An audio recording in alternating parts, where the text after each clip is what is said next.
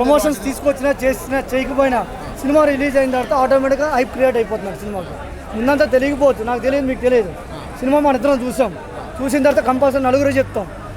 నలుగురు చెప్పిన తర్వాత సినిమా కంపల్సరీ మొదటి 2 రోజులు కలెక్షన్ తగ్గిన, మొదటి రోజు తగ్గిన, రెండో రోజు నుండి కలెక్షన్ బీభత్సంగా పెరిగి మంచి రికార్డులు సాధిస్తుంది.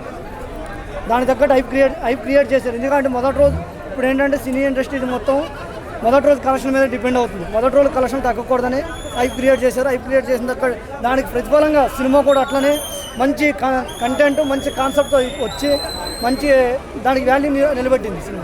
ప్రతి సినిమాలో ఏ సినిమా రివ్యూస్ చెప్పినా కూడా హీరో గురించి, డైరెక్షన్ గురించి, హీరోయిన్ల గురించి చెప్తారు. కానీ ఈ సినిమాలో ఇద్దరు సింగర్స్, ఒక తెలంగాణ ఇద్దరు సింగర్స్ పాడిరు.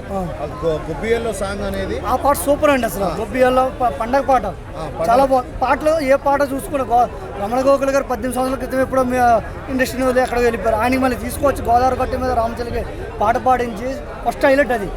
సెకండ్ సాంగ్ తర్వాత వెంకటేష్ గారు నేను పాడతా అని రీల్స్ చేసేసి మ్యూజిక్ డైరెక్టర్ అరే భీమ్స్ పాడించే అన్నట్టు పాడించినందుకు సినిమా కూడా ఆయన కూడా పాట ఆయన యాక్చువల్గా తెలుగు తక్కువ, ఇంగ్లీష్లో ఎక్కువ. సాంగ్లో కూడా ఇంగ్లీష్ కంటెంట్ వర్డ్స్ ఉండేసరికి ఆయనకి ఈజీ